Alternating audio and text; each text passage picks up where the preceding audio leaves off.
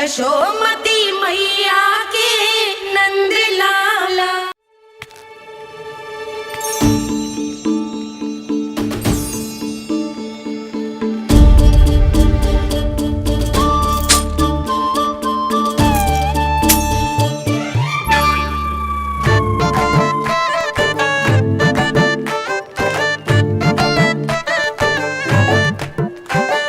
देख वसंता, अब कैसे सारा का सारा माखन बेचकर जे धनी ग्राहक से धन बटोर लेती है तेरी मैया।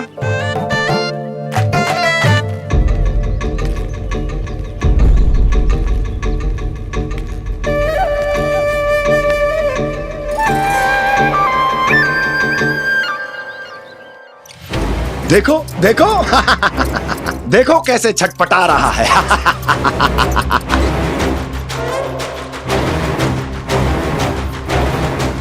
अपने प्राणों को बचाने के लिए कितना व्याकुल है, कैसे इस जाल से मुक्त होने के लिए तड़प रहा है।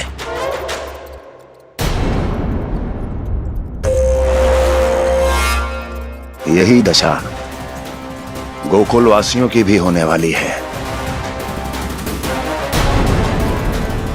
क्योंकि वो भी शीघ्र ही इस चूहे की तरह लोभ के जाल में फंसने वाले हैं। आओ आओ श्रीमान, पधारो। सब झटक लूंगा। हैं?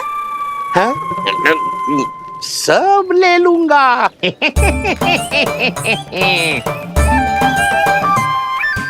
देखो श्रीमान, पूरे गोकुल में मुझसे अधिक स्वादिष्ट माखन किसी के पास ना होगो।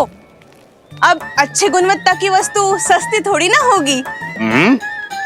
किंतु व्यापारी परमानंद सस्ती वस्तुएं लेता भी नहीं है।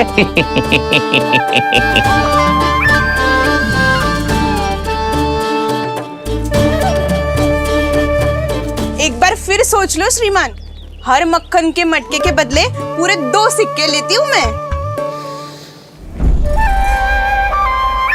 2 सिक्के? कहीं अधिक तो ना बोल दियो मैंने?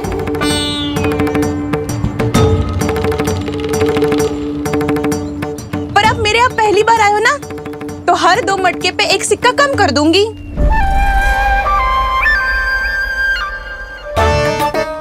चार मटकी लोगे तो 1 और सिक्का कम कर दोगी, लेकिन इससे अधिक कम कर ना पाऊंगी। छूट देकर मूल्य आधा कर रही है आप। मैं तो 2 गुना मूल्य देने के लिए तैयार हूँ।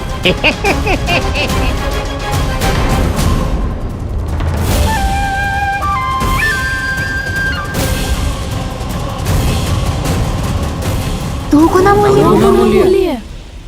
2 गुना मूल्य तो दूंगा, लेकिन मेरी एक शर्त है। सारी की सारी मटकियां चाहिए मुझे।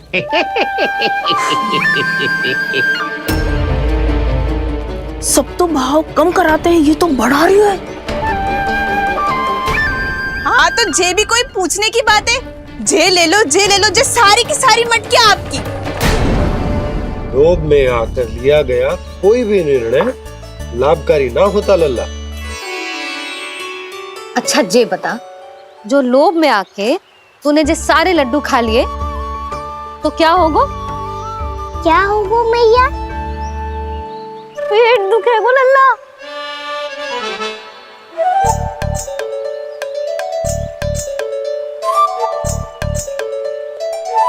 पीड़ा होगी, स्वास्थ्य बिगड़ जाएगो, फिर सोच ले तू घर से बाहर ना निकल पाएगो।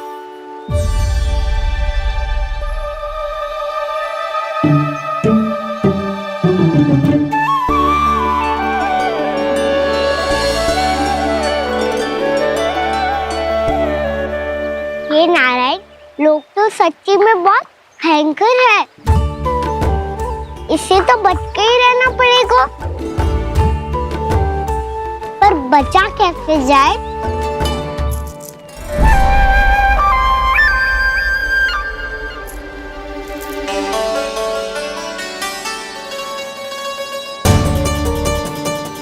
अब फंस गए गांव वाले। जैसे ही ये मेरे सिक्कों की चमक दमक खनक देखेंगे, मेरे जाल में ऐसे फंसेंगे जैसे कि ये मूर्ख स्त्री।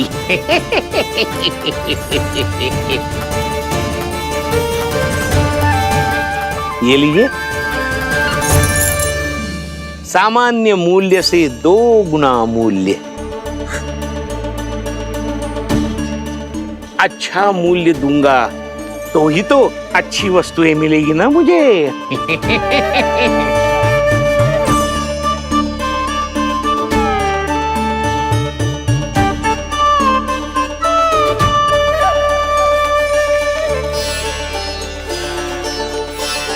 भाइयों, मैं मथुरा का सीधा साधा व्यापारी परमानंद हूं। मेरी मिठाइयां विदेशों के अनेक राज्यों में बेची जाती है, इसलिए मुझे सदैव सर्वोत्तम दूध के उत्पादों की आवश्यकता होती है। तो जैसे ही मुझे पता चला कि गोकुल में दूध के सर्वोत्तम उत्पाद मिलते हैं, मैं यहाँ चला आया।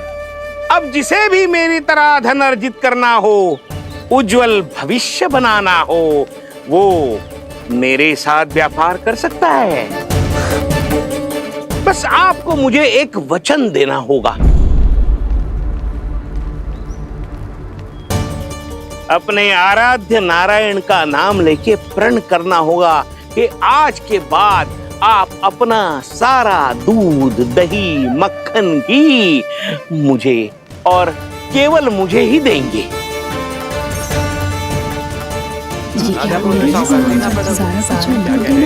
ताकि इनका प्रबंध करने के लिए मुझे कहीं और भटकना ना पड़े।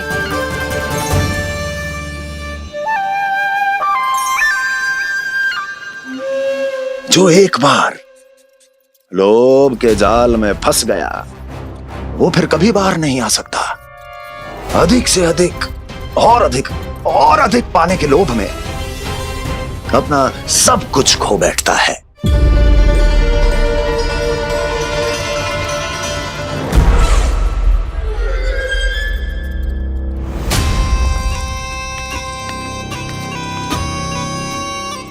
और फिर धीरे धीरे उसकी संघर्ष क्षमता समाप्त हो जाती है, और फिर जो बचता है वो यमदूत की प्रतीक्षा करने वाला केवल एक जीवित शव, और कुछ नहीं।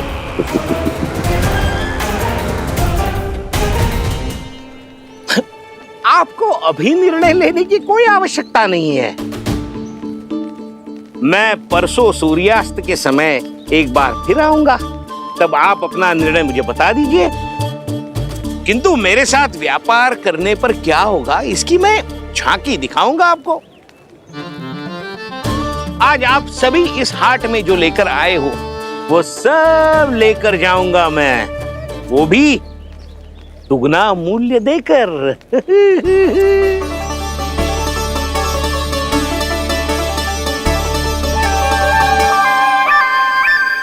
मैं तैयार हूँ व्यापारी जी। तू खड़ी खड़ी मुँह क्या देख रही है? चल सारी मटकियाँ लेके आ। हाँ भैया।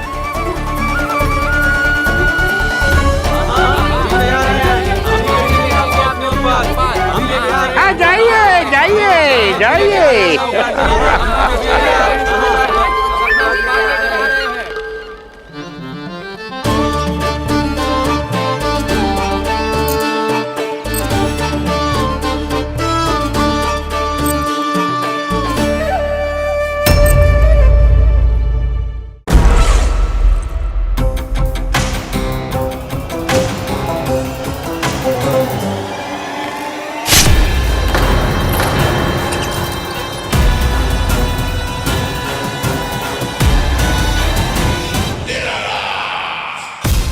बस इसी तरह जब गोकुल के वासी थक हार कर मेरे चरणों में गिर जाएंगे, क्षमा मांगेंगे, गिड़गिड़ाएंगे, दया की गुहार लगाएंगे,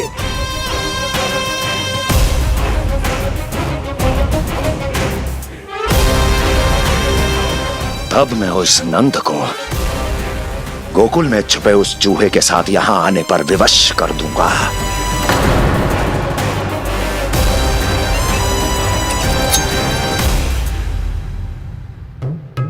इसे तो मैंने प्राण दान दे दिया, उसे नहीं दूंगा। अरे वचन जो दिया है तुम्हें कि सबसे पहले मैं तुम्हारी इन आंखों के सामने उसके प्राण लूंगा और फिर तुम्हारे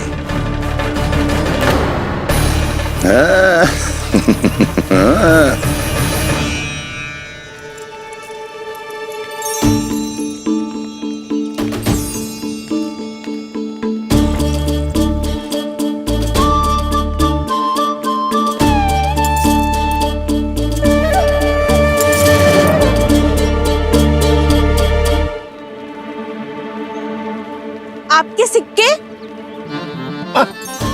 अब कौन उतरे, कौन झुके, कौन उठाए? रहने दीजिए, ऐसा समझेंगे धरती माता को दान दे दिया। चलो भाई चलो।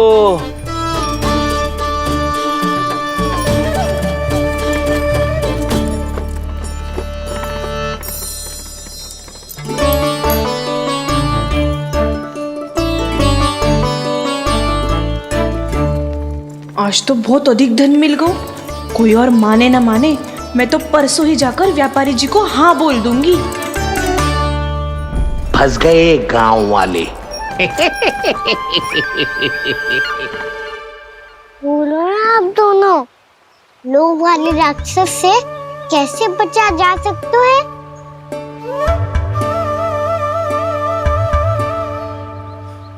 संतुष्टि से। ये संतुष्टि कौन है? संतुष्टि एक साधारण सी कला होती जिसमें प्रवीण होने के लिए एक बात सीखना आवश्यक है कि हमारे पास जितना है उतने में प्रसन्न रहना चाहिए। पर अधिक मिल जाए तो अपने परिवार या अपने सखाओं के साथ या किसी ऐसे व्यक्ति के साथ जिसे उसकी आवश्यकता हो बांट लेना चाहिए, ताकि सबके पास पर्याप्त हो और किसी को भी कछु कमी ना हो, किसी को वस्त्र के बिना रहना ना पड़े, भोजन के बिना सोना ना पड़े। और वैसे भी कान्हा, हम जितना अपनी वस्तुओं को बांटते हैं ना, उससे कई गुना अधिक नारायण हमें दे देते हैं। पर मैया, बस अब शेष प्रश्न घर जाके पूजा पूरी करने दे मुझे।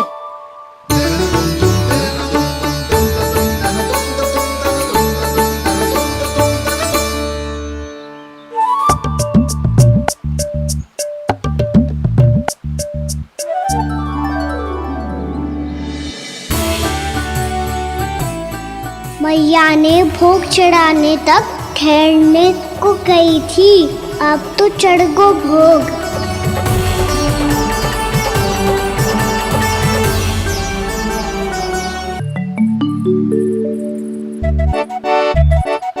बाहर आ जाओ, सबके सब लड्डू लाया हूँ तुम्हारे लिए।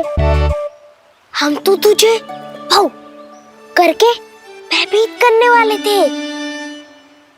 तुझे कैसे पता चला और कब? जब से तुम सबने हाथ में मेरा पीछा करना आरंभ किया था, तभी पता चल गया था मुझे। मैं भी तुम सबके साथ आने वाला था, पर मैया ने रोक लियो।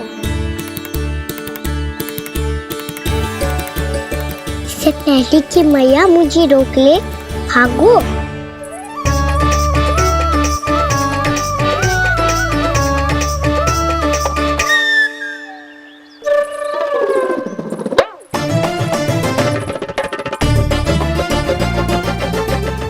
भागो और लड्डू भी ले गो।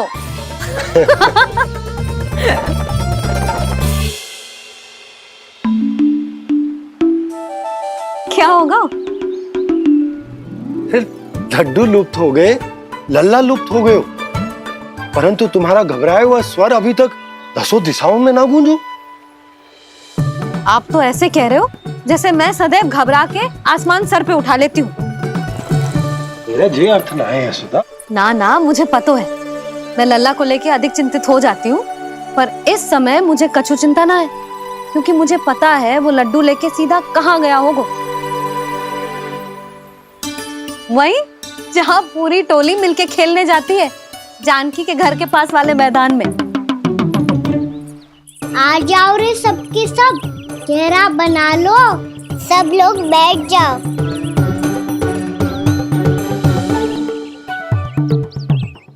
वहीं पेड़ के नीचे बैठ के सबको लड्डू बांटे गोजे। लो मधुमंगल, ले सुबल,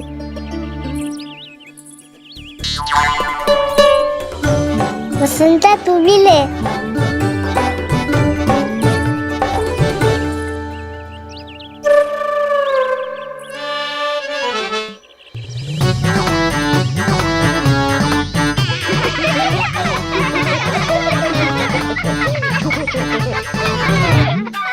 सुनी ना मैया ने क्या की?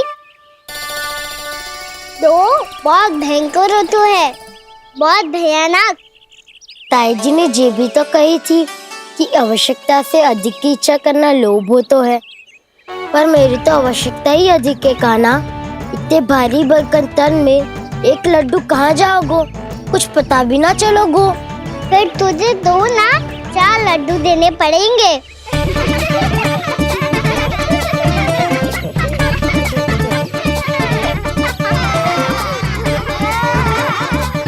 जितना उपवास करना है कर लो, पर लड्डू तो दो।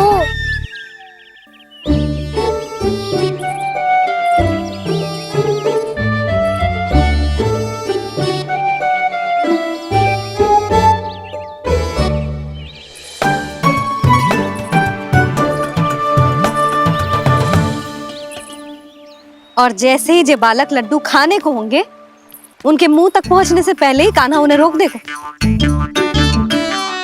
रुको,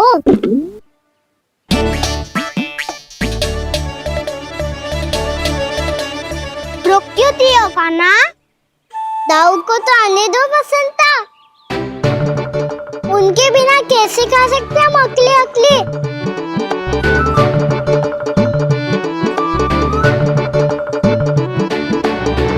पर तुम्हें ये सब कैसे पता यशोदा?